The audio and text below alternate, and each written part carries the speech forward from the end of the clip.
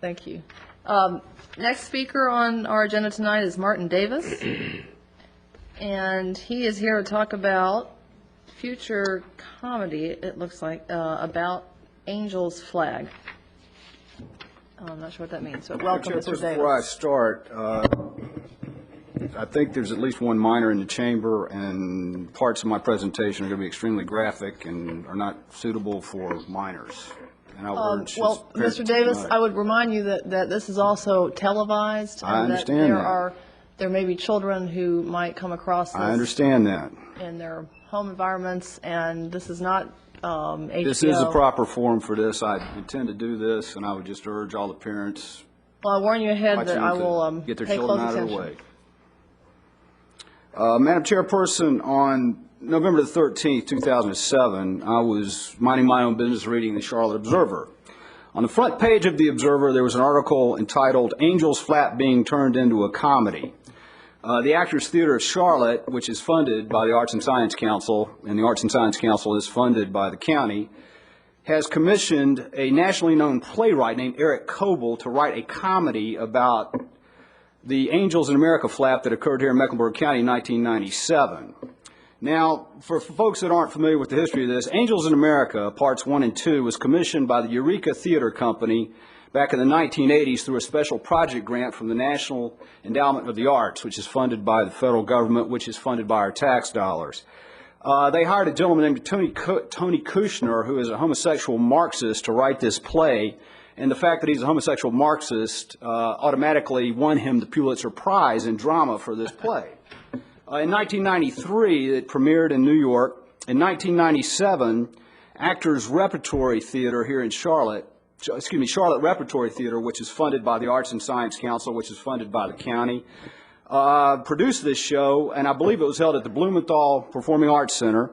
And a few people in the county objected to that, and this gentleman, Mr. Coble, is going to write a comedy lampooning those people.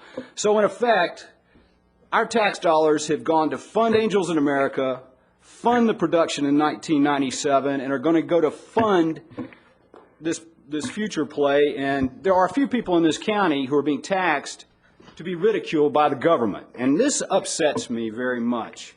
Now, a lot of people aren't familiar with exactly what it was about Angels in America that was objectionable. Mr. Coble was quoted in the paper saying, "For me, comedy is all about when people take their deeply held beliefs to illogical extremes. They have the best of intentions but go too far."